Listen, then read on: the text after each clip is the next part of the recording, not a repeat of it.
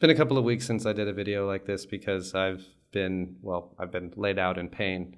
I have had a pinched nerve in the back of my neck that's had me twisted into a pretzel for almost 2 weeks now. But I'm almost back to normal, and I'm trying to get back on the wagon and start making some content again. So the message for this week is, it's not spring yet, but a time of renewal is not far around the corner.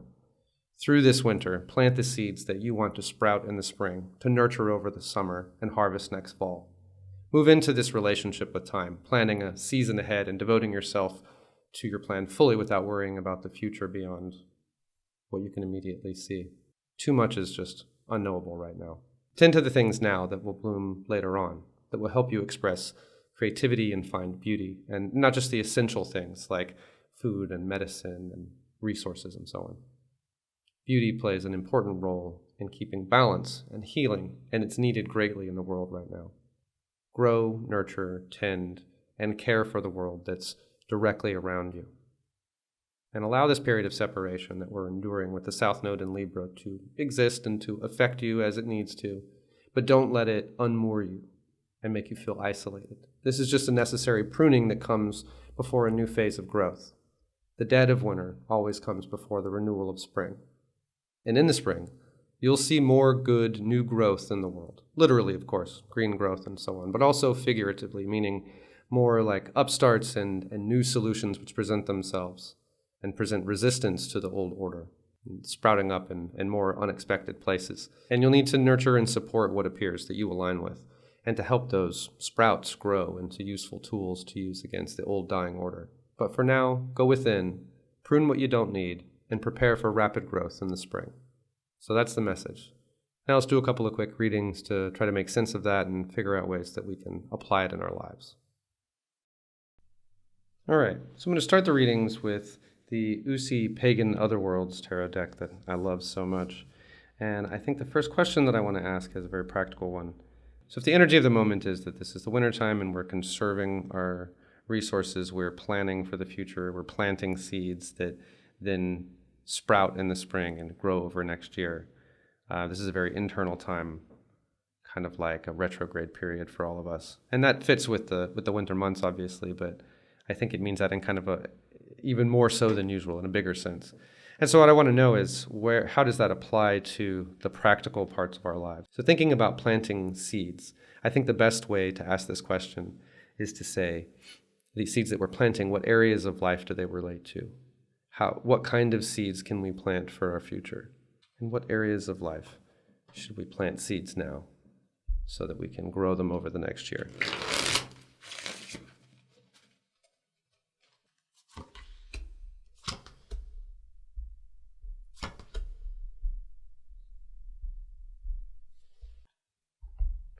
Interesting. So the centerpiece here is the King of Cups. So this is a very emotional place. Like we're spending some time in contemplation here over the winter so that we know where we sit in the spring, what we need, I suppose, in order to grow maybe more in an evolutionary sense. But then again, the Ace of Wands here on the end suggests that this is about the idea of work and purpose and drive. And the other balancing card here is the Six of Swords, which is a transition in a leaky boat. It's trying to make it across some journey in life, some kind of transitionary period with a lot of baggage, with a lot of your own wounds slowing you down and poking holes in your boat. But the king is looking away from the old wounds, and so what kind of seeds can we plant now? It seems like, seeds of personal evolution that allow us to come into our ability to function, to work, to have purpose, to take our wounds and spend our time getting right with them, finding the right places for them, clearing them away so that we can grow again in the spring. But grow towards what, right? Let's draw a couple more cards. So I'm sort of like adding these two on as additional context. It's very interesting. We have the Magician and the King of Pentacles. There's wealth implied here in this card, right? The King of Pentacles. So there's definitely some material stability and some maturity, right? We have established ourselves This allows us to establish ourselves, I think, financially, materially, and so on. And here we have the magician channeling energy from above into below, and he's looking almost like directly over here at the coin. So working our magic to establish ourselves financially, materially. So the troubles that we're all going through right now, the wounds that are poking holes in our boat, this winter period is an opportunity for us to spend time in quiet contemplation, to figure out what's important to us, to pick maybe one thing. This looks like picking like the one thing that we're going to focus on in the spring. And we asked, what can it be about, right? Like what are the topics, the areas of life that we need to plant seeds in? So it seems ones of purpose, of belief, a fundamental ordering of our cosmos according to what we believe, what we're willing to channel, and how to drive our financial and material well-being with that. But we have to get rid of the emotional stuff. So this baggage that we're carrying, we have to clear out of the way. We have to be in a state of emotional control and maturity, channeling the energies of our new belief system into the material resources and prosperity that we need. Okay. Interesting.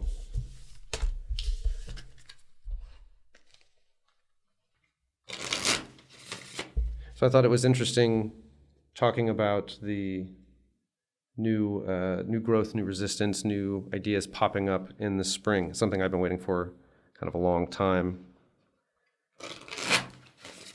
As the world has gotten weirder over the last couple of years, and I think at this point kind of unarguably more totalitarian, fascist, dark, and in a lot of different directions. I mean, kind of regardless of what you believe, I think we all believe that the world is becoming a darker place, and we're all trying to make sense of it. But one thing that I've been waiting for and I haven't seen so far is like a suitable resistance, something that's tangible and meaningful. Not just people talking about doing things, but actual real solutions. Like we don't have privacy on the internet anymore, but there's no new internet. There's no replacement for a lot of the things that we've become reliant on. We're all still on the same platforms. We're all complaining about the death of X or Twitter or whatever, but we don't have anywhere else to go. And so I hope what this message is suggesting is that come this spring, there's going to be a wave of new options, of some people who've gotten fed up with the way that things are right now and are launching some things. They're probably working on them right now, and we're right around the corner from seeing them pop up. And I think that's across the board, whether that's digital technology or financial technology, or if it's just even sort of like ways of living. So what kind of new things are going to come into existence this spring that can help us in the future that we have ahead of us? What kind of new things are going to emerge this spring that will be tools to help us deal with the road ahead? All right, I'm being told to do a big-ass tableau. Let's see if I can fit this magician card again. Interesting. So in this deck, they have a couple of sort of extra cards. This is one of them. This is the new moon card. A lot of moon going on here. Oh, it's a big reading. So let's just do some high-level takes first. Right away, I'm noticing a lot of moon energy. We've got the Eight of Cups over here with the moon in the corner. It's a very similar image on the actual moon card. And then we also have the new moon card. We've got some coins, got some cups. And we have the magician, the moon, and the world, which is interesting. So let's see, how many different sets of three do we have here? So we've got 3 cups, just the 2 coins, 3 major arcana cards, 3 moon cards, lots of triplicity energy, which sort of speaks to the moon again. So with the new moon here, you're talking about purging, right? Getting rid of things. But you've got right at the center of the card, you have the 10 of Cups, which is a card of fulfillment and getting your heart's desire, like having a big party. So if that's at the center of this, that card speaks to me of joy and community, definitely heavy on the community and fulfillment. So technologies or traditions or techniques or something that help us find joy, fulfillment, and community. That's right off the top of my head. There is some financial implication here, some investment, and some stability. So potentially, maybe that's something we can take literally, like ways to invest and plan for the future outside of the new ways to invest and plan financially for the future, prepare for the future, I mean, and then also to create stability. So maybe this speaks to banking, right? You've got the lock and key here with the 4 of coins. Now the 8 of cups is a card of dreams and delusions. Got some kind of Neptunian energy with that. And the 6 of cups is a card of blossoming, blooming, the beautiful summertime energy and everything growing and looking healthy, with the magician between them and sort of channeling the energy of one to the other, maybe channeling dreams into fulfillment. So things that will emerge this spring will be either more people who are moving from the dreaming phase into the creation phase, or more of a movement. The magic is working for those kinds of pursuits. So maybe if you're not having a lot of luck turning your dreams into reality right now, maybe in the spring that's going to be a little bit easier. 5 of coins is a card of loss in terms of expense, but it's an expensive card. It's a card of expending resources. But here in the center, we've got a card of fulfillment, and it's more like a social fulfillment than it is a financial one. But community breeds material security. So I think we've got 2 kind of, I won't call them negative cards, but cards that show a diminishing or reduction of energy, a purging card and a card of investment, but like bringing together, translating maybe the financial into the material in terms of what comes from the earth, what grows, what the community can use. So taking things out of the financial market and moving them into the community, potentially. And I don't know, I'm just getting this kind of like preparing for the blackout, or preparing for the void, the absence of something. Emptying ourselves financially into like building the better future. But I'm seeing, the more I'm thinking about this, the more I'm getting kind of like a translation of moving, money, resources, means out of an old system and into things that we can all benefit from. And then sort of closing out a chapter. That's pretty wild. Moving on then to the bottom row here, we have the moon, the 4 of coins, and the world.